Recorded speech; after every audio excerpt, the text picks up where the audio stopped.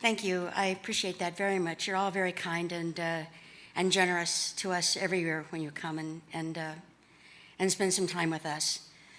If you've been here before, you know that my process is not to write down my remarks before I come, because I want to feel inspired by the spirit in the room. When I get up here, I want to talk to you in a conversation. My remarks are never as brilliant as Jason's, but they're probably a little more emotional. I want to reiterate what Jason said about this past several months have been pretty contentious. The rise in hate crimes, I think I would contribute to the incivility of what's going on in our political scene these past few months. We know school children are frightened by what they see on TV. We know they've been targeting each other now at school because of what they've heard or what they've seen on TV or on the papers, or hear other people saying on the streets, which, just a few years ago, people are saying things now to each other and about each other that they might have thought, but they never, ever would have said in public discourse. And now it's everywhere. And I feel I'm kind of disappointed in the American people, because I feel like there's this acronym, SIC, and I kind of feel like we have gone there now, the silent, indifferent, complacent, silent majority who understand, we think that's terrible, but what can you really do about it? They're going to say whatever they want to say. They're going to do whatever they want to do. We can't really stop them. The problem is that they are like this big and we are like this big.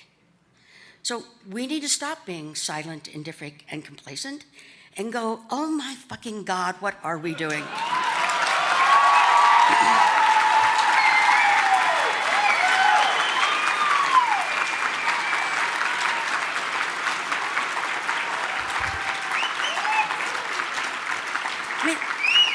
Aren't you all just scared to death? I am scared to death.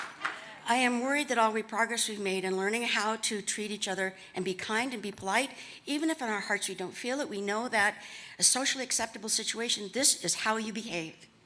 This is how you're a grown-up, this is how you are a civilized person, and this is the role model we want for our children to see and for people who come visit us to see. We don't want to be the ugly Americans. I'm tired of being known as the ugly American, even if I don't think I am, just because I'm an American.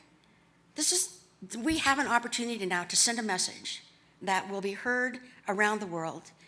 And folks, it's going to start in this room, and it's going to start in Colorado. Wyoming is like a lost cause, but y'all can do a lot here.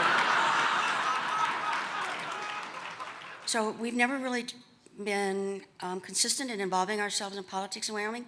We have taken more of a national view, given that our focus has been the hate crime legislation and trying to wake up America to the fact that we can make a change. All we really need to do is talk about it.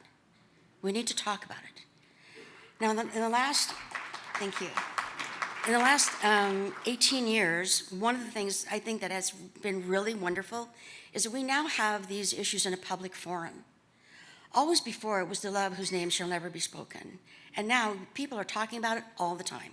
Whether it's good or bad, they're still talking about it.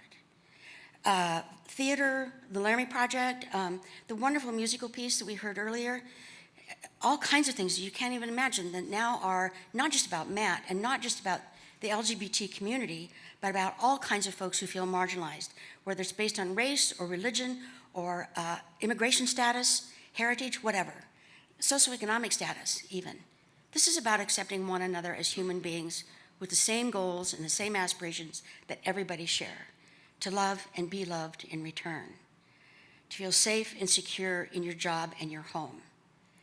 And I am so fearful that if we go forward without using our voices, that is the world we will be living in. And tonight we are honoring folks here who have used their voices in a variety of ways to honor us as Americans, to honor the system, to try to make it better, and to tell the truth.